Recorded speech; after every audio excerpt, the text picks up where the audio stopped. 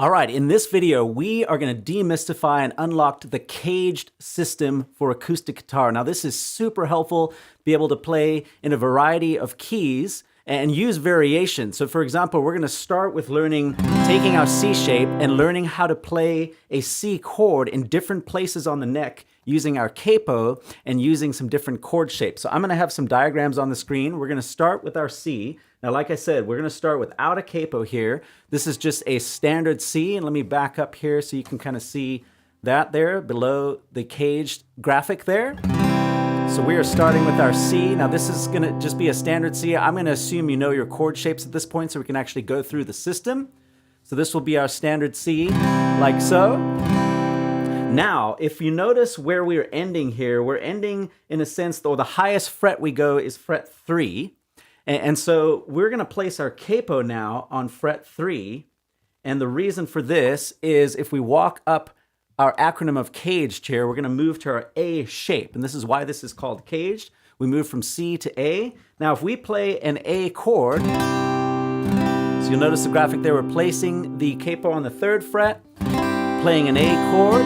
Now that, even though we're playing our A shape, is also a C. It's sounding a C chord because this capo here is getting us our root note of C right there on the 3rd fret, 5th string or the A string. And we're playing our A shape, but that is sounding a C chord. Now, if we keep moving up, now you notice we ended on our 5th fret, so now we place our capo on the 5th fret. And now, if we play our G, standard G chord, and I know we're getting really high up the neck. Let me move that below there so you can see, and you can also use the close-up there as you can see. But if we play that G chord, we are now again playing a G shape, but we are sounding as well a C chord. Let me back up here, you'll notice they sound the same. So if I go back to the C there, move to capo 3rd fret, play my A, obviously higher up the neck, but it's also sounding a C, move to my 5th fret, playing a G shape, but it's sounding a C. Now if we keep moving up, so now we landed here on our 8th fret. So now I'm going to place my capo on the 8th fret, and I know we're getting way up high now. And we're going to move up the acronym there, CAGED. And now we're moving to our E shape.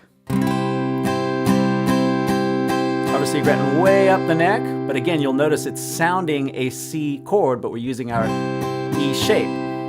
Then, lastly, we're going to be way up high here. We're landing on our highest note that we're fretting with that E shape is our 10th fret. So we're going to place our capo on the 10th fret, and we're going to move lastly to our D. Now you might be wondering at this point, well, why would you go that high up the neck?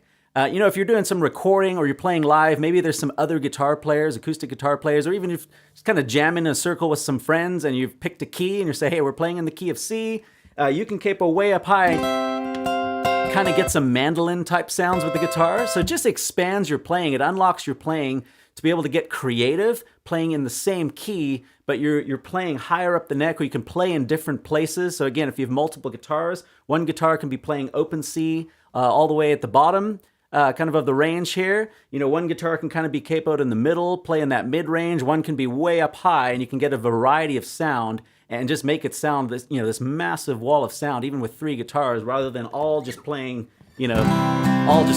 down here, playing the same C shapes, and kind of everything's just stacked on top of each other in terms of frequencies. Now, another way this is helpful is just to be able to, each chord family on the guitar has some different variations and ways that you place your fingers, and just has a little bit of a different characteristic of sound. So for example, if we play C here, let me get that below there so you can see there.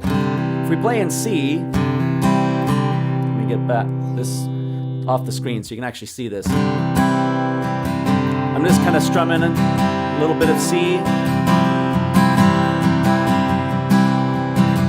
So C has all these kind of different characteristics that you can place, especially with like the variations of where you place your fingers. And now I've done other videos on chord variations and different ways to kind of spice up your playing and be able to play the whole chord family in the key of C. So I'm not going to go through all of that. But if, for example, you've got that there where that's just real easy to throw that suspended on there.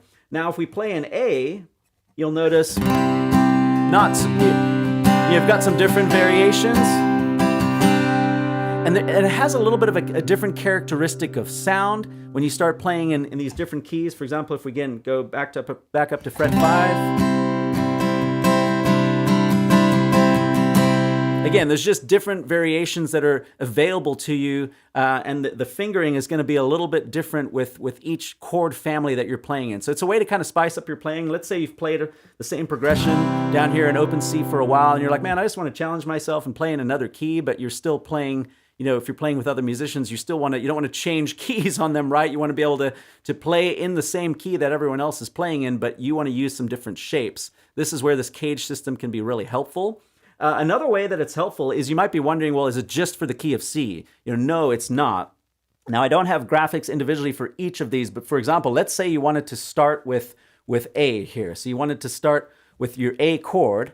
Now, this is for the 3rd fret you'd place the capo on for if we want to play in the key of C, but I'm going to take that graphic off so I don't confuse you here. If you just wanted to start with your A chord, now we actually are sounding we're playing an A shape and we're sounding an A.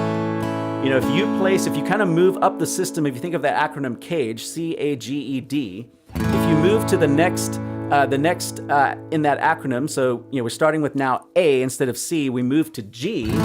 If you place your capo on the 2nd fret, because that's the highest place that we're capoing with the A, and now you move up the acronym and you play G, now you're playing a G shape with the capo on the 2nd fret and you're sounding an A chord. So we can keep going. Now we've gone A to G.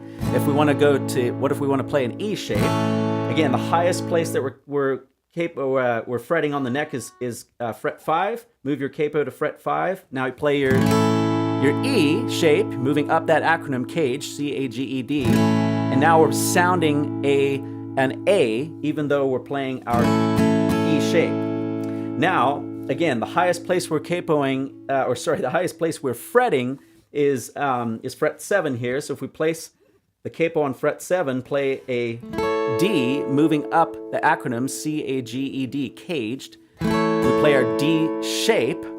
Now we're, again, sounding an A chord. So again, it doesn't just, what I'm trying to illustrate here is it doesn't just work for C chords because we started in that, or the key of C. It works for all these different shapes. Now, there is one trick. If you wanted to cycle back, you might be wondering, well, what if I want to play C shapes but play an A? So if you try this here, where you go, okay, the highest place we're fretting with the D shape is the 10th fret. If you place your capo on 10 and play C, kind of reversing back around, starting now at C because we've got to the last letter in the acronym CAGED, right? You'll notice that is not an A. We're actually 1 fret too high. That would be a B flat there. So now if you want to cycle back around, one little trick you can do, you can still kind of use this system, but you can note if you want to cycle back around to using C shapes, go 1 fret back from what you would normally do, and then then again, you'll notice sounding wise, that is back to A. And then we could keep going. I mean, this will get way high up the neck, but now if we wanted to go back around and play an A shape again, kind of back to where we started down below, if we placed our capo way up here on the 12th fret, I don't even think I can do this with this capo just because the neck, you could technically play your A shape right there. You could bar it across. If you were on an electric guitar, this would really work. You could place your capo on 12 and you could fret 14 there with your A, probably barring all those across just because there's no way, I don't know if your fingers could do that, but there's no way you could squash all your fingers in there, but you could technically cycle back around the system, C-A-G-E-D.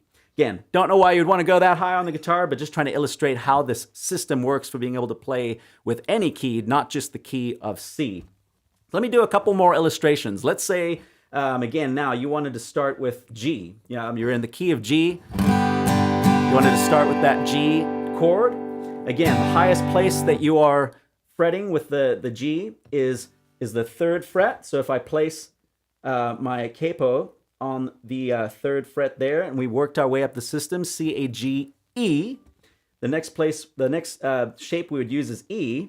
So now we're capoing 3, playing our E shape, and you'll notice we are sounding a G chord. Now again, keep moving up, right? If we wanted to play in our next one up is a D, the highest place we're fretting is 5. So place your capo on fret 5, play a D, D shape, and now we're sounding a G chord. So hopefully that's making sense to you, how you can use this CAGED system to play the same key in terms of what you want to sound out. So if you wanted to play in G like we just illustrated, but you're wanting to use different chord shapes and different chord families, the capo really combined with the CAGED system helps you unlock that to be able to play in the same key but with a variety of different chord shapes. And what this will help you do too is just be able to learn your neck in different places. And again, if you do know your chord families, now I've done videos for all the chords that you would need to know in the key of C major, in the key of A major, in the key of G major, key of E major, and the key of D major. So if you combine that, knowing your chord families, knowing all the chords in those keys that make up the CAGED acronym, and then you use this system, man, it just unlocks your playing, and you can play in a variety of different places on the neck. You can play, you can use different variations that are kind of unique to those different keys. And like I said, if you're playing with other guitar players, this really opens up your playing because one person can be playing kind of in a different range of the fretboard, and you can kind of capo up and just be able to play together in the same key, but use a variety of shapes. And it helps when you play with multiple guitars like that are capoed in different places. It creates this unique sound where the guitars kind of blend together, and then rather than fighting each other and layering on top of each other, they really just create this unique sound where they kind of blend together, especially if you watch strumming patterns of things and you're kind of doing the same thing together. Creates this really unique sound.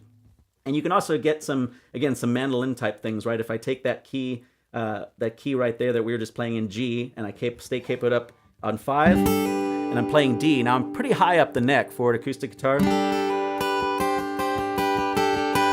And again, it just creates this real sparkly, and if somebody down below was doing that kind of thing, and you're capoed on 5, almost sounds like a mandolin. So again, just a unique effect that you can use. Like I said, just really unlocks your playing. This really helped me as a worship leader. I wish I had learned this way sooner. And so friends, that's why I created this channel, Influential Worship. I want to be able to help other worship leaders on their journey. I wish I had resources like this when I started. And before you go, I'd love to get a free gift into your hands. Let me take that close-up off the screen there. I'd love to get this free gift into your hands. I created a free guide that is 6 practices you can implement this week to gain more confidence as a worship leader, and not an arrogant, proud confidence, but just a confidence in the Lord that you can do this. He's called you to it. And so I want to get that into your hands. Go to influentialworship.com and you can download that guide for free, and I'll see you in the next video.